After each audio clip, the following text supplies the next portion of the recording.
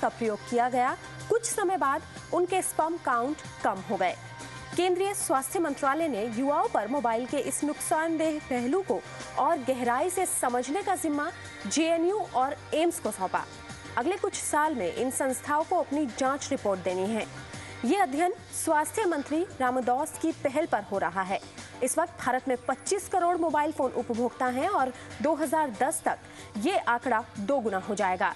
ऐसे में mobile phone के दुष्प्रभावों की चपेट में ज्यादा लोगों के आने की संभावना है।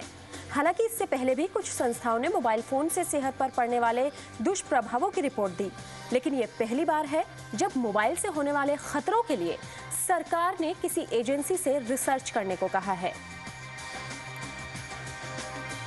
तो मोबाइल से नपुंसकता का खतरा बढ़ सकता है, ये एक ताजा रिसर्च के बाद बात सामने आई है। हालांकि सिर्फ एक यही परेशानी नहीं है जो आपको हो सकती है मोबाइल फोन के इस्तेमाल से। जानकार मोबाइल से होने वाली बीमारियों की लंबी फहरिस्त गिनाते हैं। इसमें ब्रेन ट्यूमर का नाम सबसे ऊपर है। लेकिन क्या वाकई मोबाइल के इस्तेमाल से ब्रेन ट्यूमर हो सकता है? इसे लेकर अभी तक कोई गंभीर अध्ययन नहीं किया गया है। कुछ कट पॉइंट्स के लिए मोबाइल कहें या फिर सेलुलर फोन, तेज रफ्तार जिंदगी की ये सबसे बड़ी जरूरत मुख्य रूप से रेडियो फ्रीक्वेंसी तरंगों पर आधारित है, जिसे इलेक्ट्रोमैग्नेटिक फील्ड भी कहा जाता है। Mobile phone network radio base station के जरिए कंट्रोल किया जाता है। मोबाइल में रेडियो बेस स्टेशन का काम होता है रेडियो फ्रीक्वेंसी को रिसीव करके आगे मोबाइल नेटवर्क को भेज देना। मोबाइल फोन मुख्य रूप से सूचना भेजता और प्राप्त करता है, और ये काम होता है रेडियो फ्रीक्वेंसी के मार्फत। जब आप मोबाइल फोन पर कोई नंबर डायल करते हैं तो आपके मोबाइल से एक खास रेडियो फ्रीक्वेंसी नजदीक के बेस स्टेशन तक जाती है।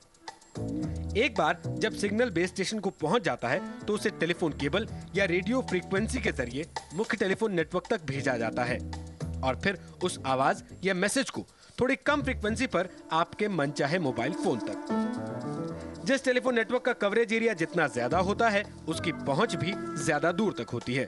मोबाइल फोन पर डायल नंबर की रेडियो फ्रीक्वेंसी बेस स्टेशन से मुख्य नेटवर्क और फिर वहां से डायल नंबर तक पहुंचने के बाद बजती है मोबाइल की घंटी। और जब बातचीत शुरू होती है तो आपकी आवाज सबसे पहले इलेक्ट्रोमैग्नेटिक तरंगों में तब्दील हो जाती है, जिसे मोबाइल फोन बेस स्टेशन तक ट्रांसमिट करता है। ये तरंगे ही उस शख्स के मोबाइल तक पहुंचती हैं जिससे आप बात कर रहे हैं। अपनी मंजिल के मोबाइल फोन तक पहुंचने के बाद जब अगला मोबाइल फोन इन तरंगों को रिसीव करता है तो फिर से ये तरंगे आवाज में तब्दील हो जाती हैं। अभी एक छोटे से ब्रेक के लिए रुक रहे हैं। ब्रेक के बाद आपको बताएंगे इन रिसर्च पर क्या कहना है मोबाइल ऑपरेटर्स का।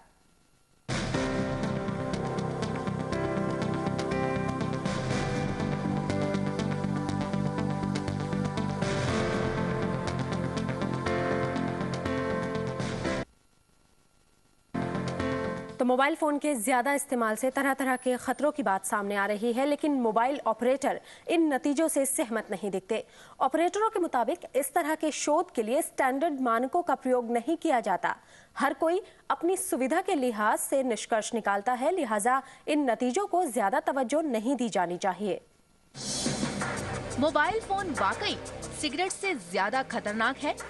भारतीय मूल के डॉक्टर विनी खुराना के इस रिसर्च को मोबाइल ऑपरेटर्स एसोसिएशन ने खारिज कर दिया है।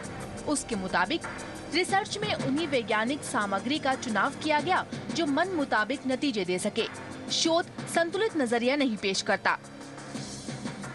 तकरीबन ऐसी ही वैज्ञानिक सामग्री के विश्लेषण से WHO और कई स्वतंत्र वैज्ञानिकों ने उल्टे नतीजे निकाले हैं। जाहिर है डॉक्टर खुराना के रिसर्च पर मोबाइल ऑपरेटर्स ने इसलिए बयान दिया क्योंकि उन्हें मोबाइल की बिक्री कम होने का खतरा सताने लगा है। जब भी मोबाइल फोन के खिलाफ रिसर्च आता है तो ऑपरेटर्स ऐसा ही करते हैं, लेकिन कई कंपनियां ऐसी भी हैं जिनकी बाँछें खिल जाती हैं। ये वो कंपनियां हैं जो मोबाइल फोन के खतरों को प्रचारित कर रेडिएशन से बचने के खास कलपुर्जे और तकनीक बेच रही हैं। मोबाइल फोन के रेडिएशन से बचाने का दावा करने वाला बायोपैड अमेरिका में खासा लोकप्रिय है। बायोपैड खास किस्म के फिल्टर हैं। दावा है कि इन्हें मोबाइल पर लगा लिया जाए तो रेडिएशन का असर कम हो जाता है। ऐसे फिल्टर का बाजार अभी विकसित देशों तक है। इसे विकासशील देशों तक फैलाने की तैयारी है। ये तभी बिकेंगे जब लोग मोबाइल फोन के खतरे से डर जाएं। बिक्री घटाने वाले रिसर्चों से निपटने के लिए मोबाइल ऑपरेटर्स का अपना तरीका है। वो ऐसे रिसर्चों को बढ़ावा देते हैं जो मोबाइल से कोई खतरा ना होने की बात कहते हैं। मसलन 1994 से 2005 तक मोबाइल फोन पर 170 रिसर्च हुए। ज्यादातर रिसर्च मोबाइल कंपनियों ने ही कराया। वैसे हर रिसर्च के पीछे छुपा हुआ एजेंडा नहीं होता। बहुत से रिसर्च खालिस वैज्ञानिक नतीजे पाने के लिए भी हो रहे हैं। इनके सामने फंड की दिक्कत तो है ही, कई चुनौतियां भी हैं। दरअसल सही नतीजे के लिए सही सैंपल यानी नमूना बेहद जरूरी है। कुछ रिसर्च के लिए सिर्फ 10 लोग काफी होते हैं, तो किसी रिसर्च के लिए 1000 लोगों का नमूना भी नाकाफी होता है। साल 2007 में पीजीआई चंडीगढ़ ने अमेरिका में हुए एक सेमिनार में दावा किया कि मोबाइल फोन से बहरापन हो सकता है। 100 लोगों के नमूने को नाकाफी बताकर विशेषज्ञों ने इसे खारिज कर दिया।